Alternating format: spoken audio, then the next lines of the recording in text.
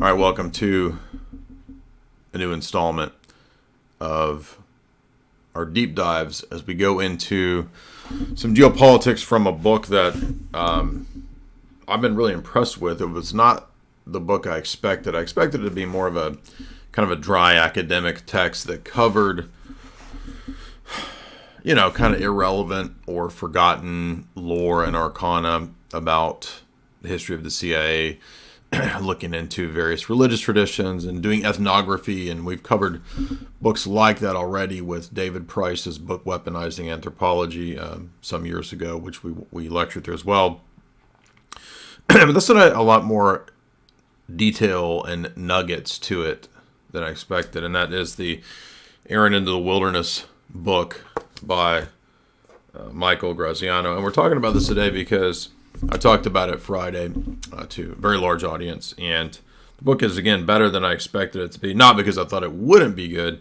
I just thought it wouldn't be as full of kind of insights into psyops, operations, fake flag events, staged events, and so forth as it is. And so, luckily, we can dive into this with some interesting providential timing due to Dune being out. So, as you know, we covered recently Dune Messiah, the sequel, and this was 3 months ago, and I lectured through the first half, kind of restating and revisiting a lot of the original Dune material. And even though today's video is not primarily about Dune, I think Tristan and I are going to soon do a deep dive on Dune, because Tristan has never read or watched Dune. So that's going to be exciting to see his impression, what he comes away with when he finally sees it. And now that Dune 2 just released this weekend, a lot of people are kind of raving. There's a lot of chatter. So a couple thoughts. I mean, the movie was a lot better than I expected. Not because I thought it would be bad. I just went into it with mediocre expectations, because I think that's typically what is the safest bet nowadays going into movies, because they're almost always, missing something. You don't really watch movies that move you in any way, that have any kind of profound wow factor to them.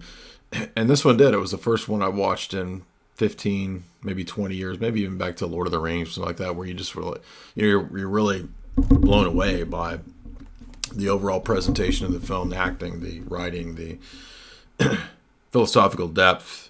It treats the audience like they're intelligent, not like they're children. It's a very sophisticated plot, and it accurately portrays what's in the book. I mean, it leaves out, obviously, some things to make it, I guess, under 3 hours. It's right under 3 hours in part 2, so we don't see third stage guild navigators, and we don't get a lot of weirding way information. But, those are minor points, and then they change a little bit of the storyline with Chani. That's fine with me, and none of that really bothered me. But my only criticism is that it was a little odd to have Christopher Walken, who's this very, weird, bizarro sort of character. I mean, I'm not saying he's a bad actor. He's just kind of a ooh, ah, ooh, wow, ooh, ah, wow. And, who's this Muad'Dib? Who is Muad'Dib? You got him being a weirdo. He doesn't come off as the emperor of the known universe. He should have been some sort of weird desert prophet character. That would be more sensible. Like a fool for Muad'Dib instead of a fool for Christ. A fool for Muad'Dib in the desert. Like, that would have been a better fitting hermit role for him.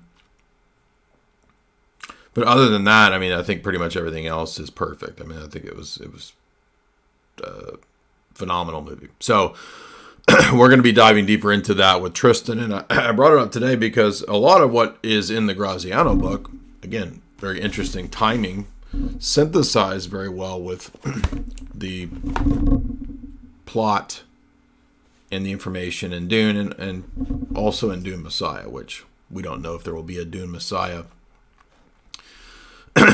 element to the third Dune when it comes out. They did leave Dune Part 2 open for the rest of the story or potential story elements. There's 6 books total, so I mean, I suppose it could be a franchise if they chose to make it that. But yeah, a lot of people saying that this is kind of like new Lord of the Rings. I think so. I mean, if the third one pulls it off and is a very enjoyable and kind of breathtaking experience like Part 2 was, very much a Empire Strikes Back, Two Towers type of movie, definitely.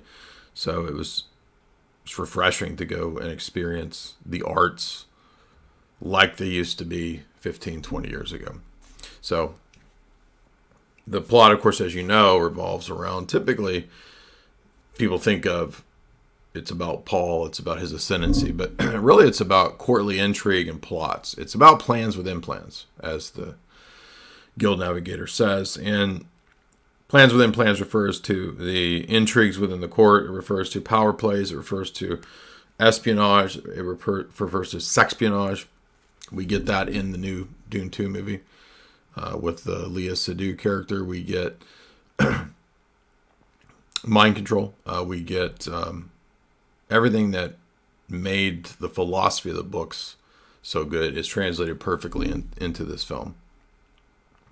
And when we look at the Graziano book, that's where we see such amazing overlap, is the way he discusses the early phases of the OSS and their approach to what he calls the religious interpretation of intelligence, or the religious approach to intelligence, which is kind of the brainchild of the first head of the OSS, Wild Bill Donovan. We see a lot of parallels with the attitude of the Missionaria Protectiva, or the female witch coven sisterhood of the Bene Gesserit witch line, which we called, jokingly, Snack and I, the Bene Gesserit witch line, because they're really kind of like female intelligence handlers, and that's actually made really explicit in the story. So you have these intelligence handling, mind controlling witch women, and they mastered certain arts and certain principles of kind of it's hard to say if it's not exactly supernatural. I mean, I haven't read all the series yet, so I don't know if supernatural, divine-ish elements ever enter into the Dune world. They might, I don't know. But I think typically the idea is more so perennialism and sort of evolving. So the powers that the Bene Gesserit sisterhood have is more of an evolutionary thing, because it's a lot to do with genetic bloodline manipulation. Their whole plot is to manipulate the bloodline to produce the universe's super being, a sort of Christ-like figure. And their thinking is if they can control the bloodline and control the birth of the Kwisatz Haderach, then they'll control and be the most powerful entity in the universe. So it's all about power plays. The Missionaria Protectiva, this long lineage of Bene Gesserit secret society witch coven ladies that operate like an intelligence operation, they have seeded throughout the known universe their own mythology, so that when it's the right time, they can bring forth the super being, the god-like, Christ-like figure, the demigod. And of course, the story, as you know in Dune, is that it gets out of their hands, and it's really sort of ends up being Paul Muad'Dib, even though Paul ends up being a tragic character. Really, this mimics perfectly the attitude of a lot of religious, a lot of intelligence agencies' approaches, not just to religion, but to what is sometimes called worldview warfare, or Weltanschauungskrieg. So worldview warfare is the idea that, and this ties into the religious approach of the CIA, the OSS and the CIA, is that people don't just operate on the basis of, Maslow's hierarchy of needs. I mean, there's multiple motivations that humans have, and the most motivations aren't just bodily desires. They also have motivations for ideological or spiritual or conceptual things.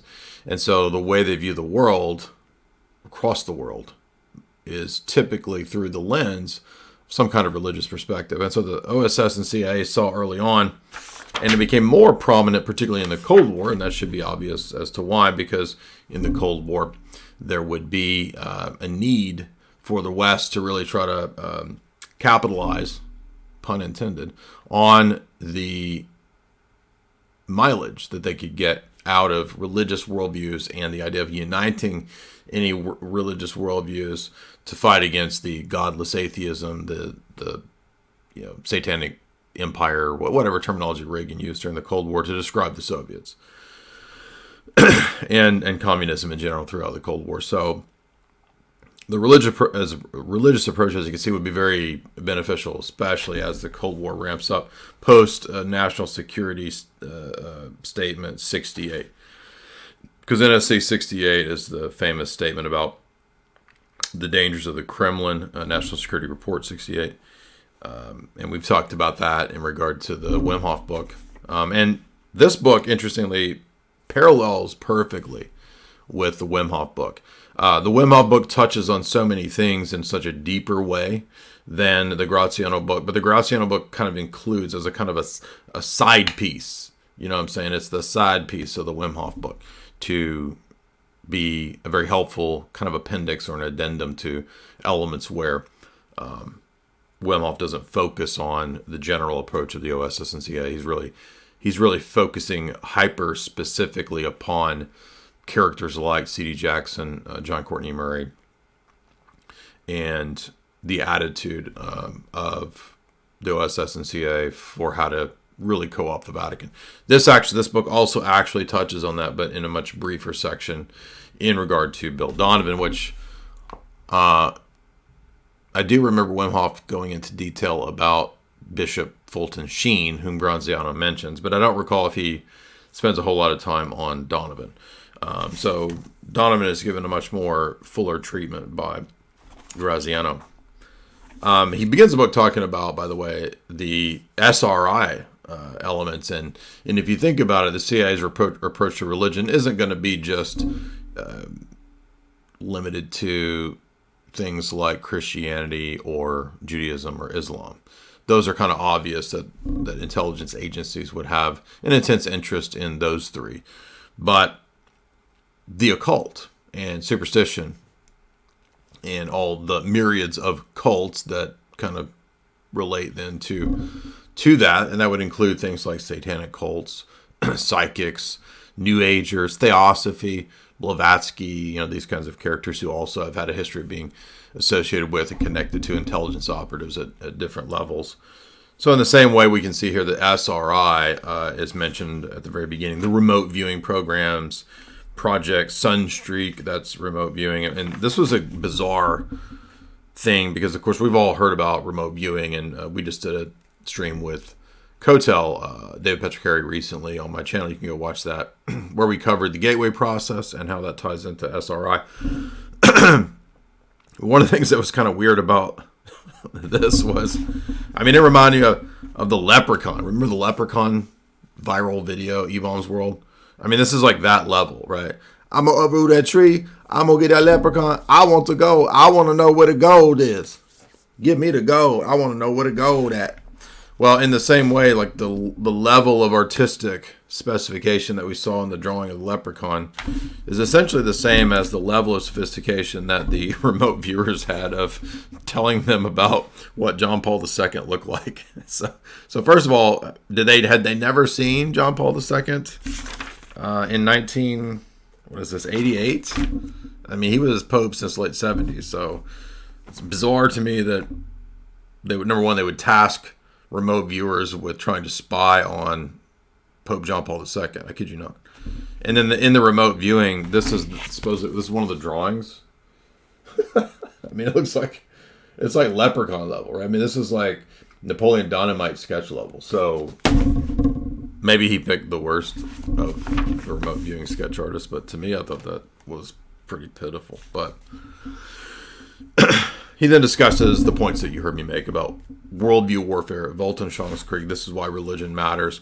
But particularly right away at page 5, he gets into saying essentially that the OSS's approach was to model, especially post-World War II and post and into the Cold War was to model their entire religious approach on the Roman Catholic Church. Interesting. And what he says is, finally, U.S. intelligence work abroad bled into debates about religion as Roman Catholicism became the model through which the intelligence community would understand and manipulate world religions. So did you hear that? Manipulate world religions. That is religious engineering on the part of intelligence agencies. You've heard me use that terminology many times. It's not a conspiracy term. It's right here in the academic literature. Now, I made the comment right there that this is the Bene Jesuit sisterhood approach, the religious approach. This explains why so many intelligence officers attempt to manipulate American Christianity at home, just as they tried to manage world religions abroad. That's page 5.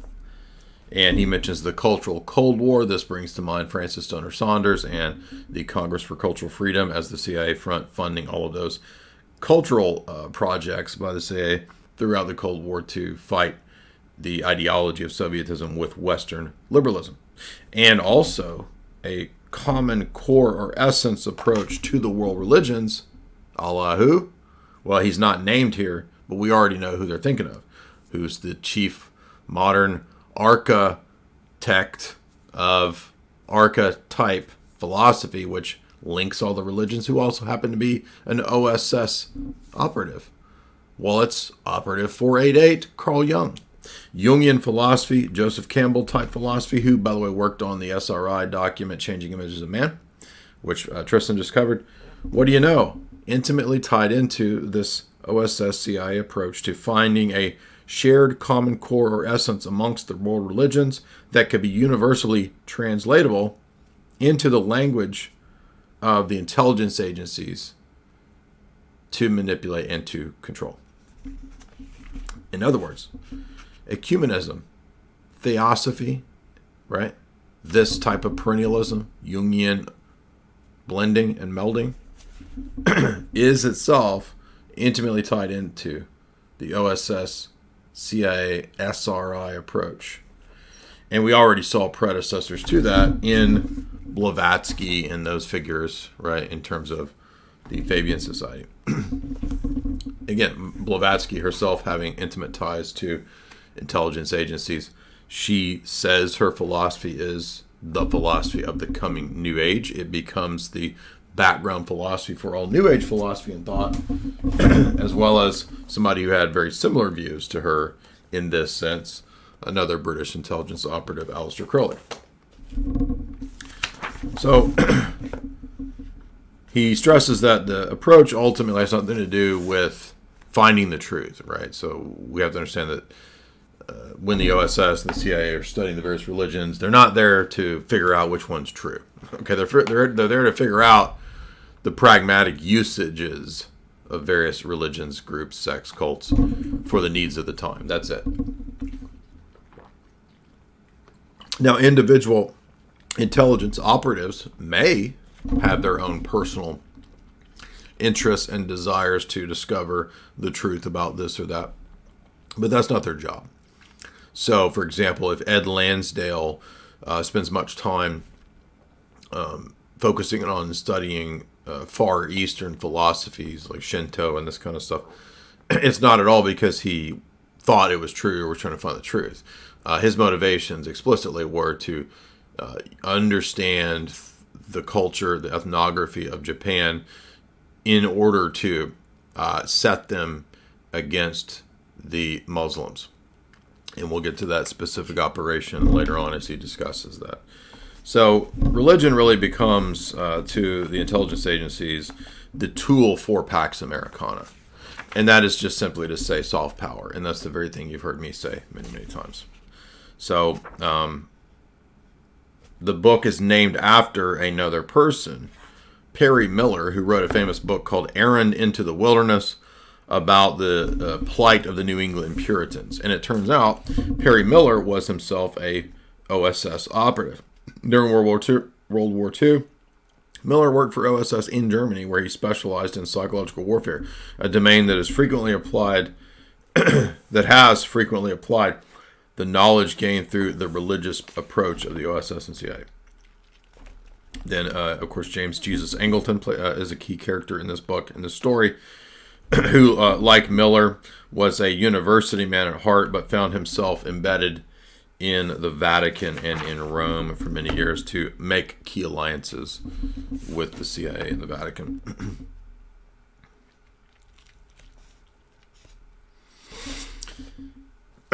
Both OSS officers, Miller and Angleton, were tasked with understanding and manipulating the human mind. It's not an easy task, of course. Angleton quotes a verse from T.S. Eliot describing the business of espionage as the wilderness of mirrors, and so hence the title of both books. And then he goes on to say that really the purpose, again, even of the religious approach, not to find out which theology is true, but for control. So I appreciate that blunt, just laying it out there. Yeah, they're not interested in what's true. They're interested in using these philosophies to divide or to unite for control. And then he points out that, of course, that the CIA has a massive repertoire of academics, and so the agency is able to call upon probably the largest cachet of academics that are out there. And that would be PhDs in science, philosophy, learning, scholarship, you name it. And that's why we saw, for example, so many OSS people in the early phases, right, were even people like sports stars, Mo Berg, Cooks, Julia Child, people that had a wide range of expertise and skill sets, right? Just like the Inquiry did prior to the OSS. A lot of academics is what I'm trying to say. Now, it wasn't totally academics, because you also had people who were, hired for all kinds of stuff, playboys, ravens, and they'll say, well, the CIA never used sex operatives. I don't believe that, and I think that Whitney Webb's book shows that as well, but they always try to paint it as, it's just, business people and wealthy people recruited, and admin and lawyers and all this stuff. And that's true, but there's, the recruitment of all kinds of people, including criminals. So, first interesting quote as we get into the American spies and the Catholic Church, which is one of the more revealing sections. And again, it really backs up what we read in Wemhof, as well as other texts too. All the Gladio literature is sort of also parallel to this. And it really backs up a lot of the Gladio literature that's out there as well. Even though Graziano, as far as I can tell, doesn't mention Gladio at all. So no mentions of Gladio or these kinds of operations, which is interesting, because I would think Gladio would really back up his case here. And it's not like Gladio is still in the realm of conspiracy. There's, actual PhD thesis level stuff like the Ganser thesis on it. So, it's not in the realm of pure theory. It's pretty well documented. Odd that he doesn't include. He does mention some of the players that we saw in the Gladio literature, like Father Felix Morleone, the famous Dominican ecumenist, and he does mention quite a few other players adjacent to Gladio or involved in Gladio as well. But he even backs up the Paul VI and connections to the OSS and CIA, which is in the Kaler book, and which is in the Williams book. It's not in the Ganser book, if I recall. But William Casey, the devout Catholic who would become the director of the CIA, this is under the Reagan period, noted that the OSS was the most diverse assembled group of scholars, scientists, bankers, correspondents, tycoons, psychologists, so Carl Jung, football, and probably others, football stars, circus managers and circus freaks, safecrackers, lockpickers, and pickpockets. You name them, Wild Bill Donovan collected them. So there you have it. And why would that be? Well, because you might need these people for all kinds of things. And really, this shows just an attitude of sort of full spectrum dominance, right? So You never know when you might need all these guys. Religion then became a key tool in the arsenal of OSS and CIA manipulation, hence the religious view, as they called it. Donovan was a key to making, for example, as a Roman Catholic, many of the alliances in the Vatican, and this began on the part of Donovan at the time of World War II, as we talked about. Key alliances made with the Vatican. He notes many admissions here. And really, Donovan is this fascinating character because even though he was a halfway committed, I guess, verbally Catholic, he seemed to have a lot of wavering ideas about where he stood religiously. He investigated all the world religions. Not exactly sure why he settled on Catholicism, but the fascinating element is that he's the archetypal ecumenist. He actually believed that religion would be a great intelligence tool, and he saw himself, I think, more as an Americanist, ecumenist before a Catholic. So Americanism came first for Donovan, and that's why he's such an archetypal figure for ecumenism, and he's a big link between proving and demonstrating the OSS CIA support for and really propelling of ecumenism to the powers that it has today. And that's because ecumenism is fundamentally bound up with Americanism, and this is another thesis that Wemhof has in his book, which is easily borne out. Americanism is more important to these people than Catholicism. So Catholicism, in their view, becomes, like C.D. Jackson's Doctrinal Warfare program, a tool of American soft power. The Roman Catholic Church is not there to save souls. It might do that on the offhand, but it's primarily there from their vantage point, these guys, as a tool of American soft power. He mentions the WASP element at the time that was perhaps a little hostile to Bill Donovan, but I think even the WASPs who had anti-Catholic sentiments understood the usage of Donovan and being such a key character at the time of World War II and post-World War II to solidify the relationship with the Vatican. So he becomes kind of this useful Catholic ecumenist figure who can solidify and embed OSS and CIA into the Vatican. And that's treated with just glib sort of, yeah, that's obvious, right? Clearly throughout this first chapter. And Donovan becomes the archetype of the very thing that we're talking about when we think about today's, quote, Catholics, right? Like a Biden. Okay, you couldn't have a Biden who has basically no actual connection whatsoever with the theology of Catholicism or the real practice of it, other than just to say in his half-dementia state that he's a Catholic in good standing because Francis says he's a Catholic in good standing. Not kidding, that's the actual article, look it up. You couldn't have any of that without first having the Jesuits, a la Wemhof's book, positing the separation, not just of church and state on the part of Americanism, but separation of individual faith and life, thus allowing for a Kennedy or a Biden, right, to say, well, my faith is my personal life, and it doesn't affect my political voting and decision making. So I can be pro-abortion as a political Catholic, but in my private life, I secretly support pro-life. I mean, that makes no sense. But you couldn't have that without first having a Bill Donovan type of character and the John Courtney Murrays who really pioneered that division. And it also points out that clearly, as you might suspect, a lot of the information and approach to religion and theology on the part of the OSS and CIA, again, was not to figure out what was true, but to figure out tools and tricks and techniques and tactics to have in the tool belt to cause division, chaos, and confusion when necessary, which turns out to be quite often.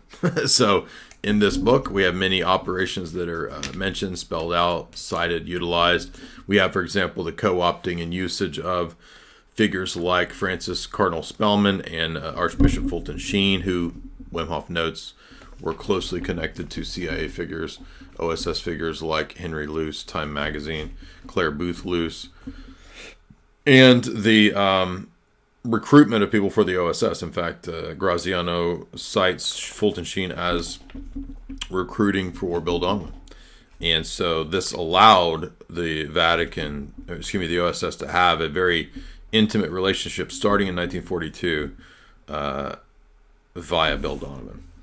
And remember that American intelligence is not just set up by FDR, right? It's not like the president calls the shots. No. British intelligence sent their operatives over at the behest of higher level people above them, Royal Society, Royal Institute for International Affairs, Milner Group, Fabian Society, etc. Those are the people in the background of the British intelligence operatives who come to America to help set up the... I keep getting this thing popping up here. To help set up the American intelligence agency known as the OSS and CIA. And that's the irregulars. That's Noel Coward, William Stevenson, Ian Fleming, etc. That crew.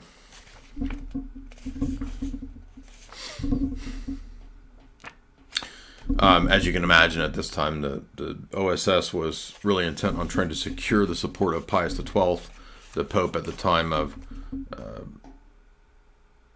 the last phases of traditional Catholicism and World War II and all that. And it seemed to be successful. The Vatican ended up being pretty much, for the most part, pro-U.S. There might have been some confusion over the Vatican maybe wavering with the rat lines and all that stuff. But eventually what ends up happening is that the OSS does secure, and the CIA secures, a full alliance with the Vatican. In fact, they even proposed a bizarre plan. This one was wild. I never heard of this. The brainchild of Stanley Lovell, the OSS's Director of Research and Development. And he's kind of compared to, Q and James Bond, who's the old gadget guy with his dumb jokes. Well, this is like the American version of Q. And his idea was to poison Mussolini and Tiny Mustache Man. And then the Pope would issue a papal bull declaring that God had struck them with blindness as a divine omen and a sign, a curse, proving that the Roman Catholic religion was... So here's the OSS discussing faking miracles to prove Roman Catholicism. I wonder where else that might come up. Well, guess what? Marian apparitions are mentioned as another one of the schemes. And I've read that in other mainline intelligence literature as well, Latin South America, to combat the spread of Soviet ideology in Latin and South America. Why there just happens to be a timely Marian apparition who revives the faith of the indigenous peoples. Not only is that absolutely a fact of history that's happened, here you have yet another mainline intelligence analysis admitting to that fact. And of course, that's been my thesis, that I don't think this was new at the time of World War II or Cold War. I think that this type of ideology is a big part of explaining Fatima. Because, of course, Fatima ends up being really anti-Eurasian propaganda. Because it really locates the locus of the West's enemy in Russia, which isn't actually Russia's not the birthplace of communism. But Mary, quote unquote, her Fatima apparition ends up blaming Russia for being the aggressor and the source of communism. But it's actually London. London is the source of communism. Everybody knows this. So... And of course, we have all the claims of the Immaculate Heart, and if Russia converts to Mary and all that. None of which ever happened, by the way, which should obviously disqualify Fatima. But Roman Catholics trads still believe, it's a secret. There's a third secret that's been suppressed. And I've, for years, called it Roman Catholic Q. right? Not Q, the QAnon nonsense. So the OSS collects intelligence at this time on the inner Vatican politics to try to exploit and figure out the tensions and the key players and power squabbles within the Vatican to manipulate it to its own effect. And guess what? In my view, that's exactly what happened, and they were successful at that. Tremendous admission here.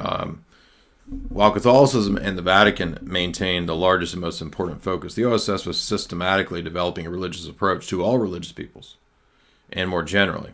The OSS's study of Catholicism was an important part of this process, since the OSS leaned into an American understanding of religion that spoke something innate and essential in everyone, everywhere. So they're looking for the ecumenist model to use everywhere, based on what they first studied in the Catholic world. To study a thing was the first step in manipulating the thing.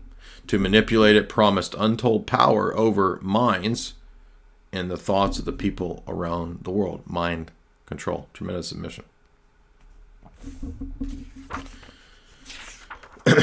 Refining this religious reproach, he argues, comes down to later figures, William Colby, Ed Lansdale, and he talks about the early phases of recruits for the OSS. One of the first things that was set up, religiously speaking, was the Research and Analysis Branch, known as RAB, or the RAB. And there were figures connected to this, one of whom was Ralph Bunche, who would go on to become the first African American to win the Nobel Peace Prize. Future Associate of the Supreme Court Arthur Goldberg, historian Perry Miller that we mentioned earlier, filmmaker John Ford, as we've mentioned many times in the past. We've done streams talking about John Ford and the OSS, and Arthur Schlesinger. Chemist Stanley Lovell, the head of the OSS scientific development that we mentioned earlier, with that harebrained scheme to poison Mussolini and Hitler, said it was a divine curse. Talks about wanting to master not just science, but also things like religion as well.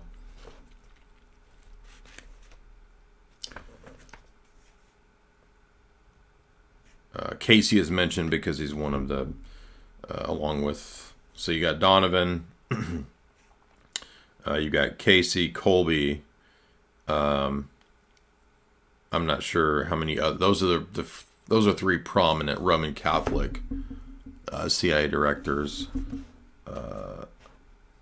There may be more. I'm not aware of other ones that were particularly. Dulles, I don't believe was. I think he was Protestant, Presbyterian. I think. John Brennan was not Catholic, but I think claimed to be Muslim or something. One of the early thinkers, a certain guy named Aradi, Aradi. He's a Hungarian immigrant, Zsolt Aradi, was one of the early guys to propose that, as a Vatican insider, that the OSS should really look to the Vatican to master it, to study it, and then they would have a systematic approach to mastering and studying the world religions. Aradi drew attention to American intelligence officers' erroneous assumptions that the Vatican was religious rather than political. This is very important because what do you hear me often saying? The Vatican is more of a geopolitical institution. That is how the OSS, and they're accurate in that, understood the Vatican in the 1940s and 50s. Well, CIA by the 50s. The penetration of the Vatican is a completely different entity from any other intelligence operation because of the special singular position the Vatican has. The Vatican is a state, and at the same time it is not a state. The Holy See, the Catholic Church, right? These things must be understood, must be manipulated, must be infiltrated to understand the religious approach that the CIA would have for the rest of the world. That's what we learn here. He said many of the OSS operatives, even though they might have been academics, they were very naive, and so they didn't understand what the inner politics of the Vatican were. They didn't really understand Roman Catholicism. Many of them were, liberal Protestants, the WASP side of the OSS and CIA. So they didn't get this. They didn't know much about it, didn't understand it. So that's why the Catholic element of the OSS and CIA were so important. And one of their key figures was the Dominican figure that we mentioned, Felix Morleone, the famous ecumenist, and who also worked on multiple movies and Flowers of St. Francis, and also played a key role in not just promoting ecumenism, a la Vatican II type ecumenism, but creating a Catholic international press and Pro Deo, which was an OSS CIA front. And we covered that in the Gladio. So that backs up, vindicates the Gladio literature. Morleone's relationship with the OSS was eventually known as Operation Pilgrim's Progress. It was less of a spy network than it was an information sharing agreement, which basically informants, aka journalists, Catholic journalists, Roman Catholic journalists becoming basically a network of OSS informants. Now, does that not vindicate what we talked about for so long? And you might say, well, but, they were the good guys. They were on the good side. I'm not even arguing about the good guys, bad guys side. I'm just pointing out that this demonstrates the proof of the view that even prior to the CIA, you had this intimate link and penetration of the Roman Catholic world by the OSS. CIA doesn't even exist yet. It's already happened. And one of the key elements that Father Felix Morleone and his ecumenist ideology would push throughout their literature, their magazines, and their networks was the Americanist idea of religious liberty and Americanism. And they utilized Thomism, as he points out on page 37, to push this agenda. For example, the OSS CIA articles in Morleone's publications were things like, here's some of the article titles,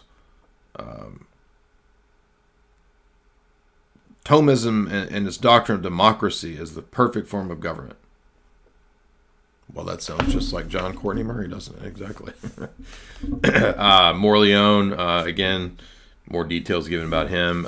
He doesn't mention Gladio, but he comes very close to Gladio by talking about the help that Morleone gave to the CIA in the 1950s under Dulles in the battle against communism.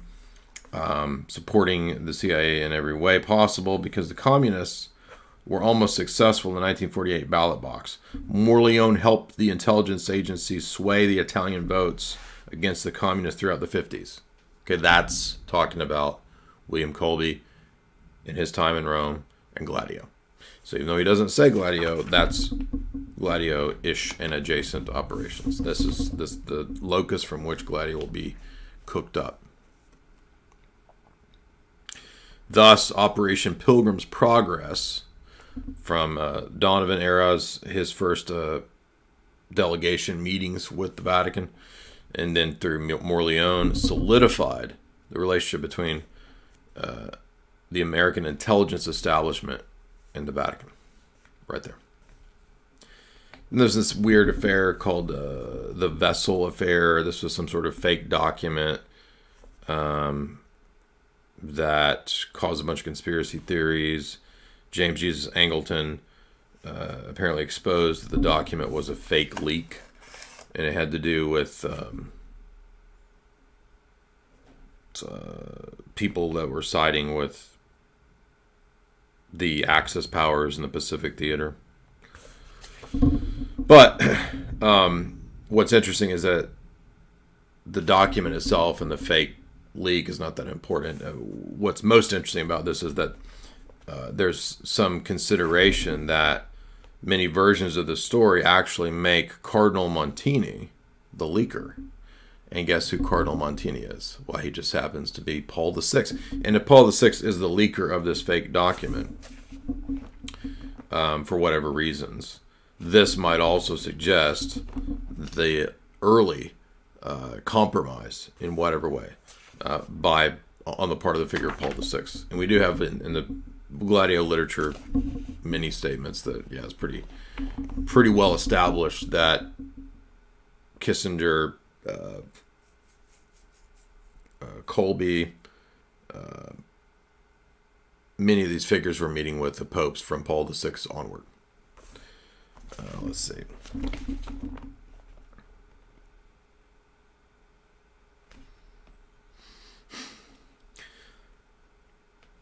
the next Operation Snapdragon. Snapdragon was one of the operations relating to high church officials. Remove any and all indications of the connection with the Catholic Church. It might be embarrassing to the United States and the Vatican. Hide the evidence, since the evidence appears on the manifest of such titles as the Vatican, appeals to the Pope.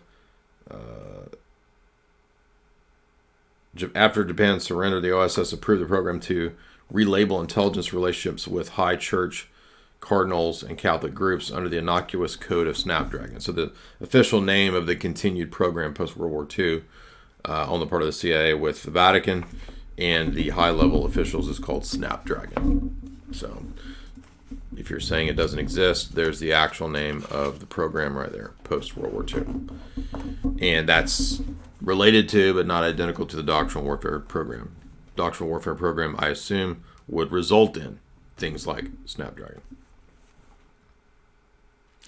The OSS was then in the curious position of going to great lengths to hide what was largely an undramatic working relationship with major religious group, with a major religious group. The organization contributed to American pluralism, not in the form of public service announcement, but actually through having future Catholic CIA directors and OSS members who would go on to, mentions Donovan, Colby, Casey. Donovan's work did not go unnoticed. At the ceremony of Cardinal Spellman's personal residence in 1946, he was given the Papal Order of Saint Sylvester. So there you go. And usually they hand those awards out for this kind of stuff. After this initial 40s, 50s period, though, even though the relationships with the Vatican obviously continued on, and we've covered the multiple texts that deal with that. Gladio book of Williams, the Kaler book, both go into great details about that. Even the Kaler book even mentions it as all great. Oh yeah, this is absolutely wonderful that Kissinger is basically meeting with the popes all the time and telling them what to do. So, not even controversial. But what is odd to me is just sort of the naivety that a lot of Roman Catholics have. Oh, that was a good thing, man. Yeah, the CIA and John Paul II helped take down the commies.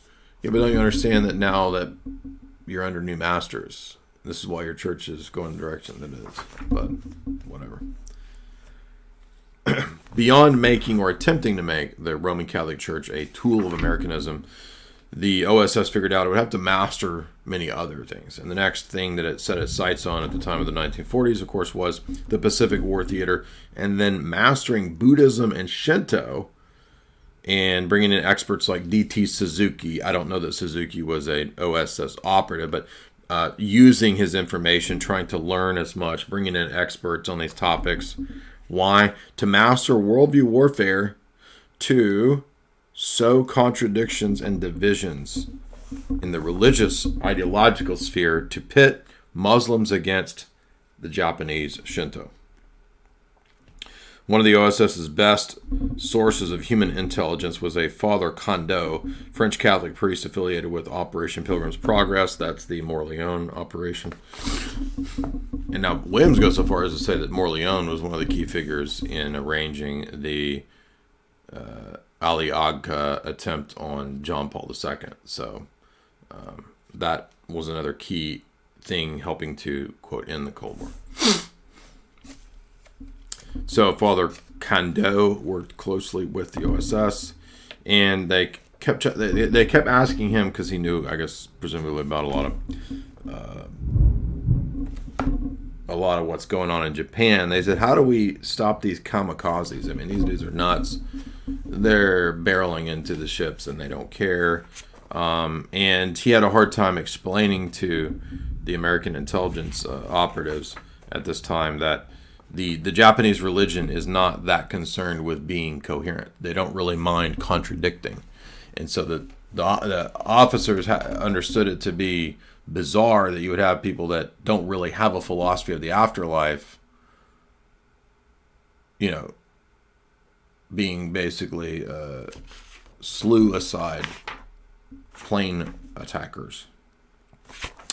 And Father Kondo says, well, that's why you got to understand that this is not about consistency and logical coherence, you see. And this was a stumbling block for a lot of the intelligence agents from the West. Then we get figures like Ed Lansdale, who are mentioned, playing a key role in the CIA's relationship with world religions, as he was, as we said, very interested in Asiatic culture and religions. The Japanese loved proverbs, and so he actually spent some time trying to concoct a bunch of Japanese proverbs to be used in psychological warfare. Another figure that you've heard me talk about, of course, is Gregory Bateson, connected to the MK Ultra experiments. Gregory Bateson was in the OSS. He had the idea to this was kind of a wild plan, dump yellow dye in the Irrawaddy River because Burmese believed that yellow portended an end of foreign occupation. Thus, by dyeing the river, Bateson thought the Burmese would revolt against the Japanese. So they were trying to do anything they could to stir up coups and rebellions against the Japanese, including then the plan they hatched to rile up Islam against Japan during World War II. And the idea was first to link democracy to Islam. Well, this is kind of preposterous to me, but so they thought, kind of like the Fabian socialists did, like we'll use Islam as a tool of quasi-socialist democracy, and then when everybody's viewed as this sort of collective, we can turn the Muslim population to our desires, to our needs, and that's exactly what this was about. Use Islam in the Pacific theater to subvert and attack Shinto. And so they came up with all these bizarre plots and propaganda elements, which is pretty fascinating, actually. Project Windpipe is the most fascinating. And Project Windpipe is this idea that they could tarnish Japan's image in the eyes of the Muslims by presenting the United States as a defender of religious freedom, whereas the Japanese would be presented as a pagan, backwards, irreverent, polytheistic tradition, which is interesting because I'm not super deep into Shinto. Maybe it's pantheistic, maybe it's dualistic, maybe that could be turned somehow to polytheism, but they came up with this plan rather than to fool with the philosophy and the theology. They started to create banners and flags that intentionally riled up the Muslims by saying that the Japanese symbol of the rising sun was above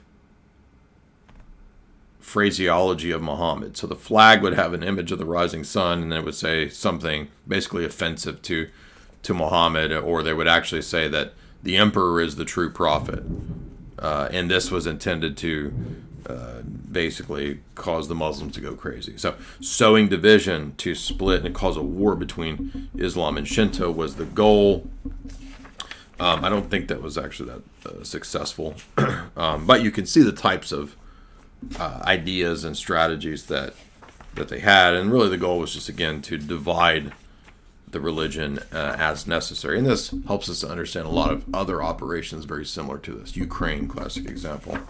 And we just had it admitted in multiple mainline publications that the Ukraine operation was one of the biggest. There's just a Human Events article with Prosobiec, and they're talking about Ukraine was one of the biggest CIA operations in the history of the CIA. And part of that would be the religious approach, as you can imagine. Now, we've done a good hour here. We're going to get into more about Paul VI, John the 23rd, their relationships to the OSS and CIA, which vindicates and backs up other things that we've talked about. We're going to get into some of the other crazy operations that they would run. We're going to talk about the Four Freedoms again, which comes with Wemhof, but we're going to talk about Militant Liberty, which is a bizarre operation.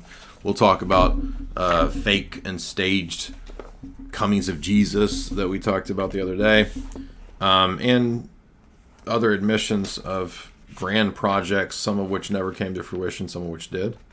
that again give us an idea of exactly the type of ideology that we're thinking of here on the part of the machinations of operatives in the CIA and things still going on today, even to the point of utilizing, I'm not kidding, cryptids, literally chupacabra level stuff. So we'll get into more of that because it was a great book, and I do recommend it if you're interested in an academic, non-conspiratorial read. The Graziano book is great. If you would, remember to subscribe at the website. Go to the website and you can subscribe to become a member. It's very cheap. I've kept it very low for many, many years. And the part 2 will typically be up a few days after the part 1. So if you're watching this, you can go subscribe and get that part 2 later on as it goes up. Usually we'll also get an email that tells you that the part 2 is up. So look for that in the next few days. And if you have comments, other books, recommendations down below that you would like me to cover. I don't remember who recommended me this book. I want to say thanks to whoever did. It was a listener, a follower who said, hey, this book's right up your alley. You got to read this. So thankful. Some of the best recommendations don't just come from, me digging through footnotes and having my own library and all that, which is great. Many of these great recommendations come from you guys. I think one of my best recommendations ever was from Jim Bob. He recommended to do A Brief History of the Future by Jacques Attali years ago, and it was perfect. So thank you to whoever recommended Errand Into the Wilderness. I'm looking forward to analyzing the rest of it and tying it into the other literature that we covered, like Secret Agent 666, the Gladio books, and the Ratio text. So we'll cover all that as well. Leave me a comment below if you like it. Also, subscribe. Remember that you got to turn on the notifications, because the way YouTube works, if you do want to see me live or when this premieres, for example, you don't just have to be a subscriber. You also have to have the notifications turned on. Also, you can always support me by leaving a super chat via Streamlabs below. Be sure and get tickets to our event middle of March, pinned on my Twitter, and also in the show description. Jamie Kennedy event, California, 5 hours. It's going to be a blast. March 15th. And head on over to chalk.com. Use the promo code J50 to get 50% off all those great Chalk products, JAY50. That includes the Chad mode, the Blue Magic. That includes the Tomcat Elite, testosterone boosting. All those great products over there. The ashwagandha, the 7 Wonders.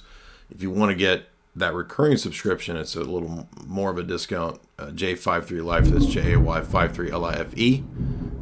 The thunder claps right when I say chalk. What does that tell you? That's the power of chalk. Okay, that's the weirding way. If you've seen Dune, right? In the weirding way, you use certain words, but Muad'Dib is a killing word, right? You said the word chalk, it's a thunder word. Okay, that means head on over to chalk.com. Use the promo code J50JY50, and I will see you guys. Also, you can get our books, as you know, in the shop. Of course, now I'm promoting the Red Book, which is the 660 pages of all the geopolitical, philosophical, religious essays, apologetic essays over the last 10 years. So get signed copies of that over in the website shop, Jay's Analysis. And also you can get Jamie's books as well, signed copies, and the other products. Thank you guys so much.